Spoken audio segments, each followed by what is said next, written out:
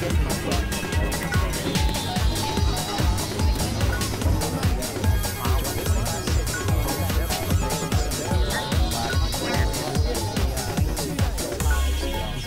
Jamie McIntyre here on behalf of 21st Century TV. I just want to talk to my viewers and my followers out there about, I guess, an update on what's happening in the world, what's my viewpoint as far as an investment market update, and in where we're heading. So we're now in late February 2012. A lot of global uncertainty still occurring with the Greece issue and the European crisis and credit crisis 2 coming our way, or whether that's going to happen. You'll hear a lot about the Australian property market. Is it going to crash, etc.? Well, I can only share my views. I'll share my views as an investor and also as an educator of what I think will happen. I've shared in the past, in recent months as well, and I give these updates as well at our 21st Century 4-day education events for our members.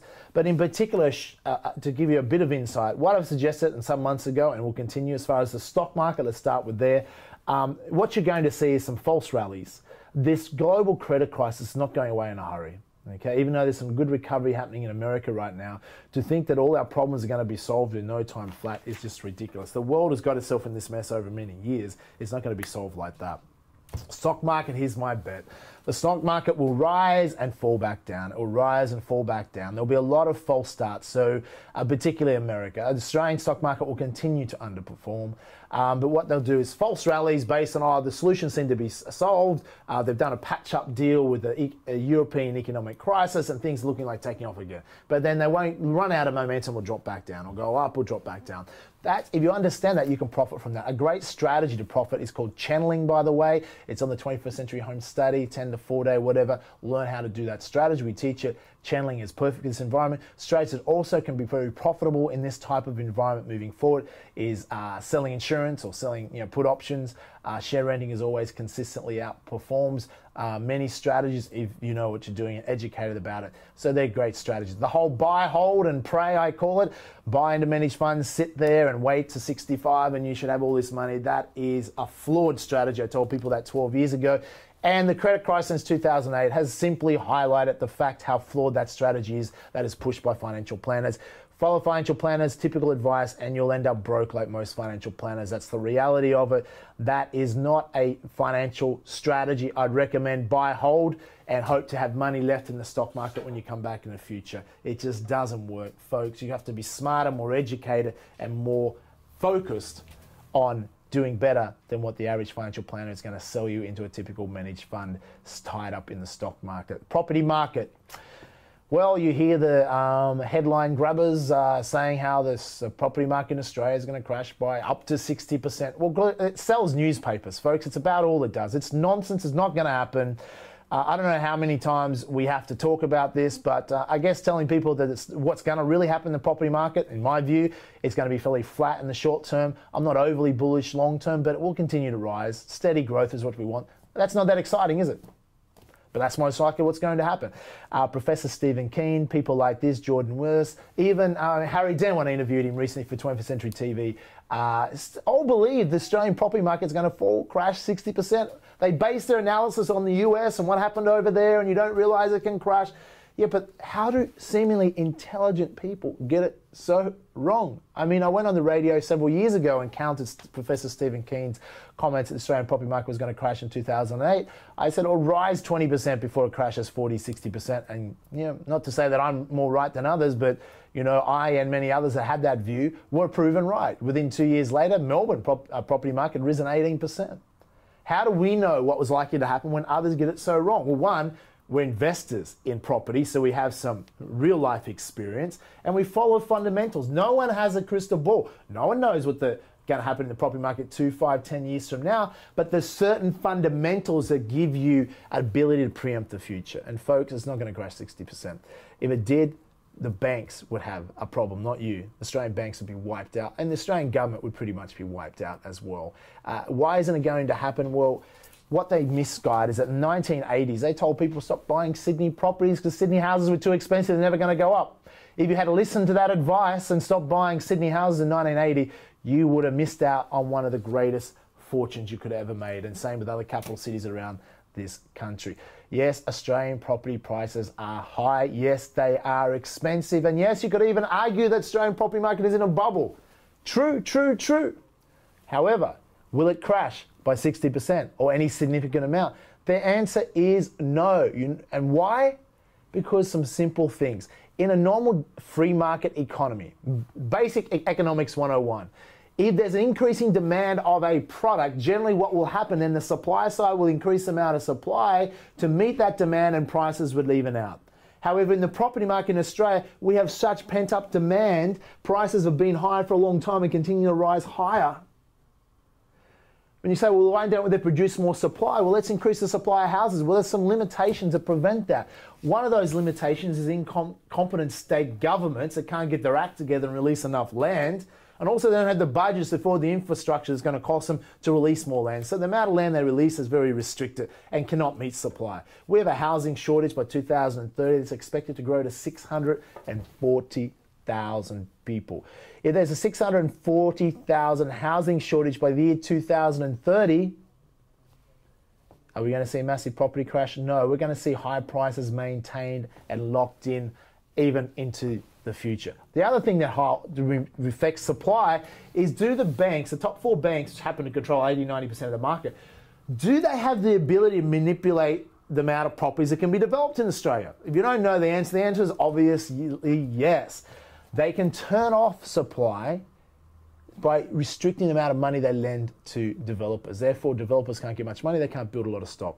They can't build enough houses to meet demand. And every year in Australia, the demand's here. Close to 200,000 houses needed a year, and they're struggling to produce 130, 140, 150,000 houses generally at their best. So there's a shortfall every year, and the banks control that. Banks also have a self-interest in control. I'm glad the banks control it. When you think about it, if you were so certain that what Professor Keane and these other experts say that property is going to drop 60% in Australia, then you wouldn't take your money out of property and put it in the banks, because your money would no longer be safe in the banks. If Australian property dropped 60%, the banks would be in major trouble, and it would no longer be safe to have your money in Westpac or CBA or ANZ or NAB, etc. It just wouldn't be safe. So if you're betting the property market is going to crash like that, do not put your money in the bank, because you're betting it won't be safe there as either. I'm suggesting Australian property is still safe as houses, and safer than that, Australian property is still as safe as putting your money in the bank. Just gives you a better potential return. So also, bankers can switch on the credit available to new home borrowers to increase the demand even more and tighten the money to developers, reducing supply, increasing demand. Therefore, they're able to manipulate and control the property market to a large degree. So when I'm betting on property in Australia, I'm actually betting on the intelligence and the profitability of our top 4 Australian banks. We mightn't like the fact they charge us a lot in fees, folks, but the fact they're profitable, our 4 banks, major banks in Australia, the top 10 most profitable banks in the world, and that is a good thing for a safe banking system. Therefore, folks, Australian property is not going to crash 60%, because I know our dear friends in CBA, NAB, Westpac, and ANZ will definitely make sure of that.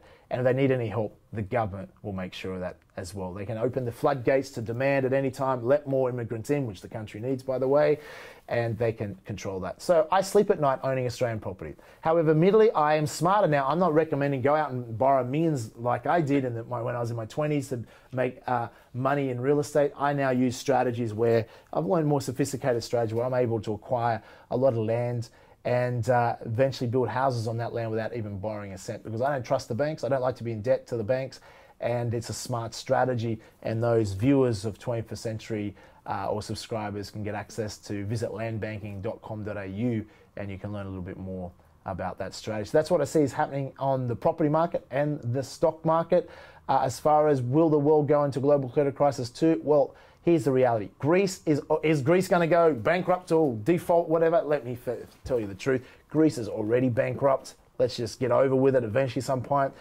Yes, they will eventually default. Cutting and slashing their costs is one thing you do, is all they're doing. Unless they grow the Greece economy and stimulate that economy and really restructure it, they ain't got a hope in hell of ever growing their GDP to pay back their debt. So they're gone. And do I feel sorry? Well, not really. You know, if you've got a culture that's inherently lazy, that has bludged off borrowed money, has poor tax system, haven't really worked hard, retire at 50 to a 90% pension, most people have a government bludgeoning job, you know, that's welfare for you, that's socialism. that will destroy economies, and it's a lesson to Australians that not to be too laid back, too lazy in many cases. Just because we have this good fortune in this country, we should not waste that. We need to perhaps work a little bit harder. We need to be more productive, get out there and do more for our country, because we can see people that do want to bludge, do expect a handout for nothing. You can see the fate of their countries, and Greece is going to be a very sad place for many Greeks to remain in the future. They've got a bitter pill to swallow, and unfortunately it's their own doing. So the global credit crisis, Europe will continue to struggle. The US is recovering, but don't expect a rapid recovery. There'll be recovery in some areas, but it's got a long, slow way back to the top, America. But I believe in America long term. They've got some smart companies, some smart people. They will come back. But who really needs to focus on that too much? As Australians, we should be focused on China. China is our future. Let's improve our relationship with China. Let's focus there. America has less relevance to us, and we need to look at that in a broader national perspective as well.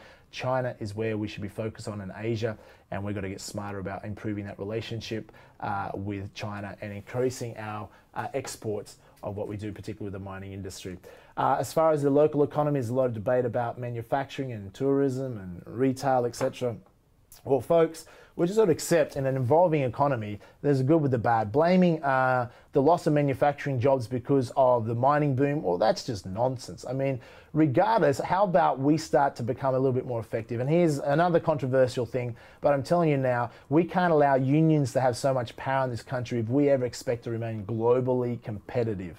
It's just not going to happen. And on a future update, I'll talk to you a little bit more about the things that Australia, and the State of Affairs episode we do on things that really need to be improved as far as our productivity to really get our economy performing at an even higher level. We are fortunate. I believe Australia will boom to 2050 at least, so we have another 40-year boom. There will be some ups and downs in that, but we're riding off the back of China. We are incredibly lucky, and I'm very bullish long-term on the future of this country. We need to get our management of our country improved, but despite that, we are very fortunate. So overall, I'm confident about the property markets long term. I'm confident about even the stock market long term, and I'm confident about our economy. There will be some dips in the road, but nothing to be too worried about. Just get out there and make things happen. You live in a very rich country. There's no excuse not to be rich if you truly focus.